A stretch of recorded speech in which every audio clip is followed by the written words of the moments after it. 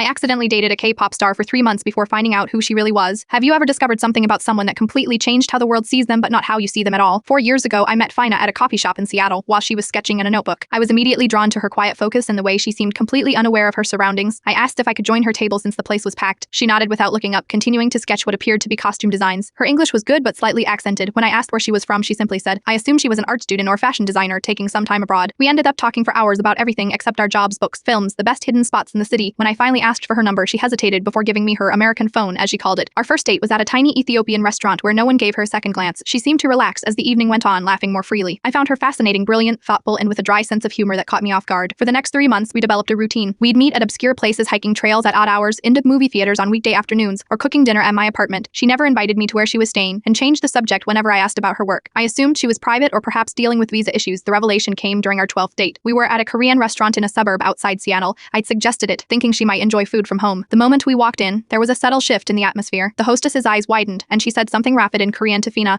who responded with a quick, hushed reply. Throughout dinner, I noticed the staff kept finding reasons to pass by our table, and a group of teenage girls at another table couldn't stop staring and whispering. Do you know those people? I finally asked. Mina sighed deeply. I should have told you sooner. I am not just visiting from Korea. I am here because my group is on hiatus, and I needed to escape for a while. Your group? She pulled out her phone, opened Instagram, and showed me an account with 15 million followers. There she was, but transformed with elaborate styling, performing on massive stages with 4 other women. I am part of Cantar Nova, she said quietly, watching my reaction. I had never heard of Cantar Nova, but a quick search showed they were one of the biggest K-pop groups in the world. Mina, or Min, young as she was known professionally, had been living a double life away from the relentless schedules, cameras, and fan attention. Why didn't you tell me? I asked, not angry but genuinely curious. Because you are the only person who's looked at me like I am just a normal human being in years, she replied. Do you know how rare that is to be seen for yourself and not your image or success? That night changed things, but not in the way you might expect. I didn't suddenly start treating her differently or asking for backstage passes. Instead, I finally understood why she always wore a cap and mask in public, why she preferred weekday matinees, why she tensed up whenever someone took photos nearby. 2 weeks later, she had to return to Seoul as her group was reuniting for a new album. We tried long distance for a while, but the 16-hour time difference and her impossible schedule made it unsustainable. Before we said goodbye, she told me something I'll never forget. For 3 months, you gave me the greatest gift, the chance to remember who I am when nobody's watching. We still text occasionally. She's even more famous now. Cantar Nova recently performed at the Bragaritas. Sometimes I see her on massive billboards or trending on social media, and it feels surreal to remember the girl who would spend hours debating the best chufraks in Seattle or fall asleep on my couch while we watched old movies. Last year, she sent me a copy of Cantar Nova's new album. Enclavified was a note that said track 7 is about those Ethiopian restaurant dates. Only you would know. Fame changes how the world sees you, but the right people will always see past it to who you really are. Sometimes the greatest romance isn't about who you end up with, but who helps you. Remember yourself when you've forgotten.